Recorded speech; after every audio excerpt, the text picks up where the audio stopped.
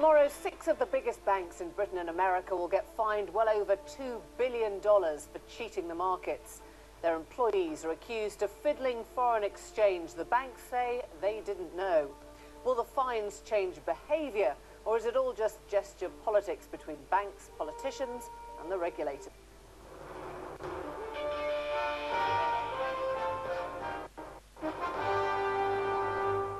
Hello, good evening. 6 major banks, including Barclays, HSBC and the government-backed Royal Bank of Scotland, are believed to be facing fines of up to £250 million each for manipulating the foreign exchange markets.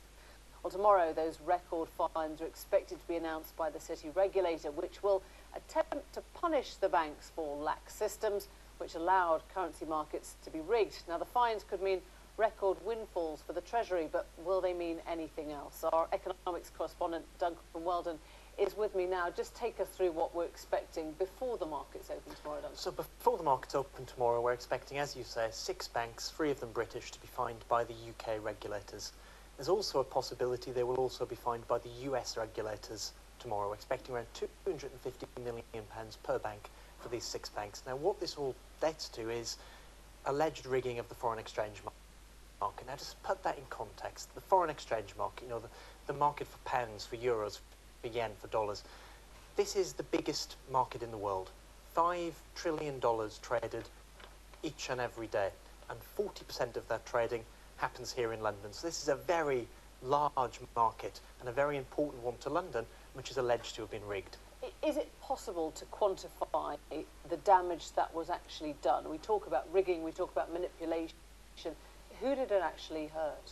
Well, I mean, most of this $5 trillion a day of foreign exchange trading is speculation, but some of it isn't. It's big corporations that, are involved in international trade that need to buy or sell pounds or euros. And what the banks are alleged to have done here is very, very serious indeed.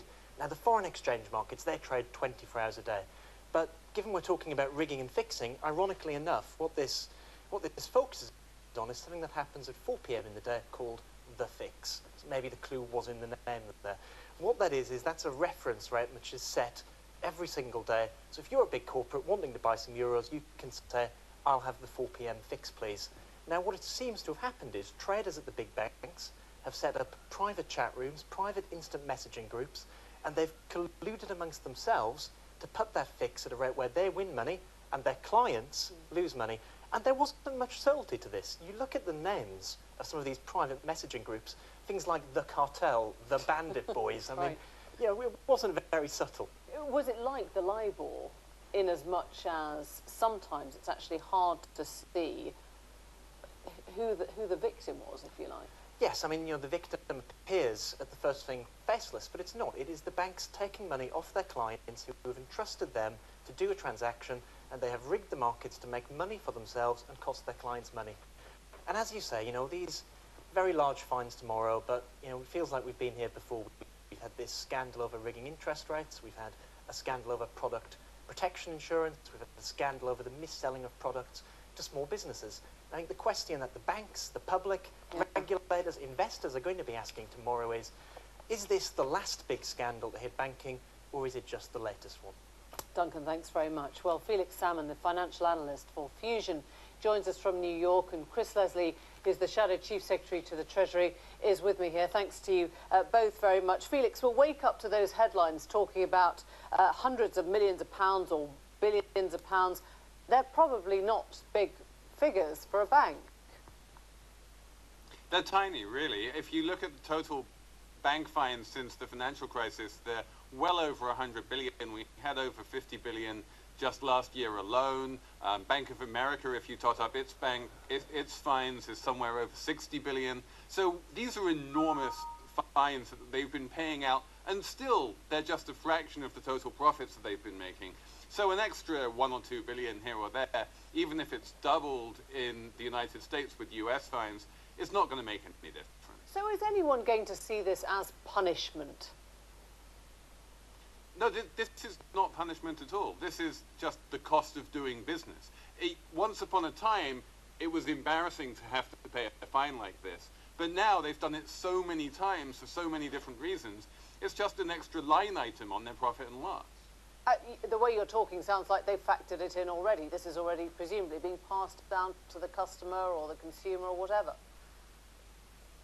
Exactly, and they've actually put this in their quarterly earnings statements. They say, we anticipate we'll have to pay a few $100 million in fines for FX, and everyone goes, that's reasonable, and they keep on moving on. It's completely built into the business model at this point.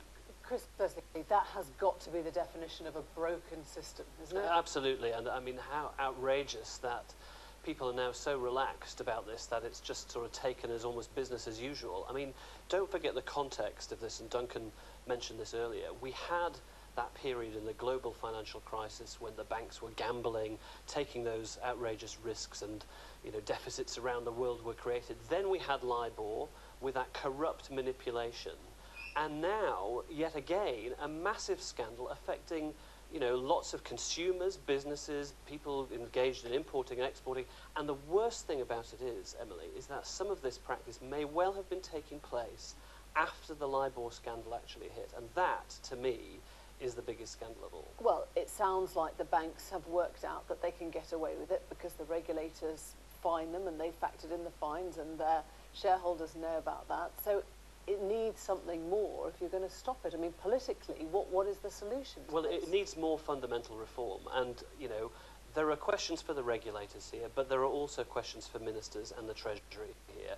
From our point of view, it's very exasperating. We've been calling for regulation of benchmark indices, these different methods of testing prices on commodities and other foreign exchange items for years. Ministers rejected that. They dismissed it out of hand. When we put down amendments, they wouldn't take them. Quite frankly, the government have been asleep at the wheel on this case, and they haven't been taking it seriously.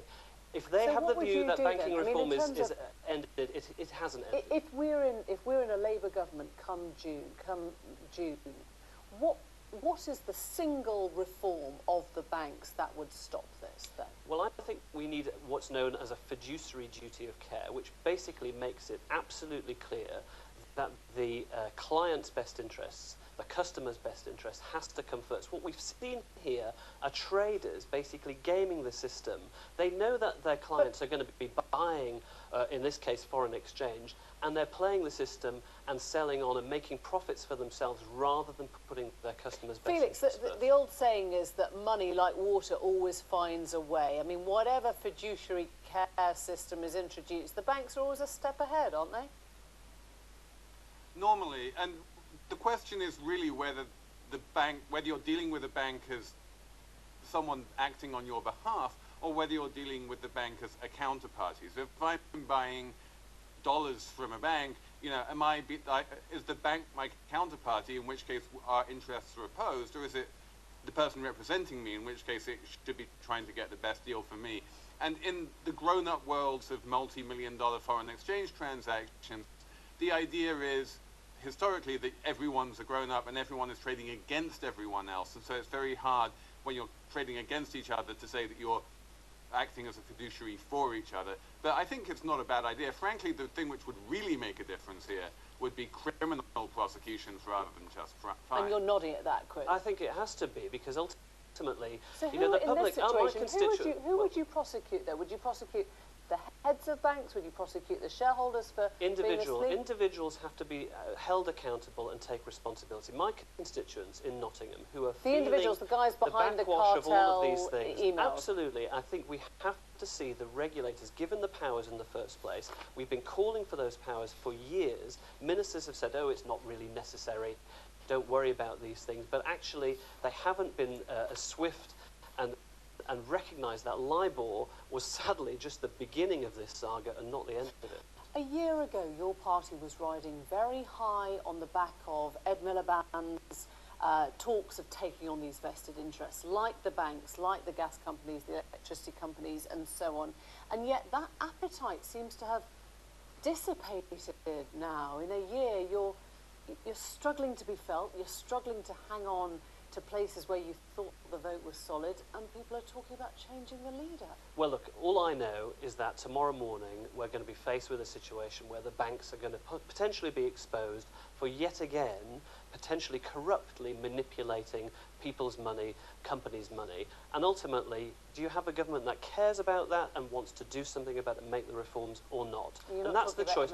No, that's the the it's about policy and it is about leadership when it comes to making the reforms that this country needs. Because, you know, taking this in your stride as though it's business as usual is not acceptable, Emily.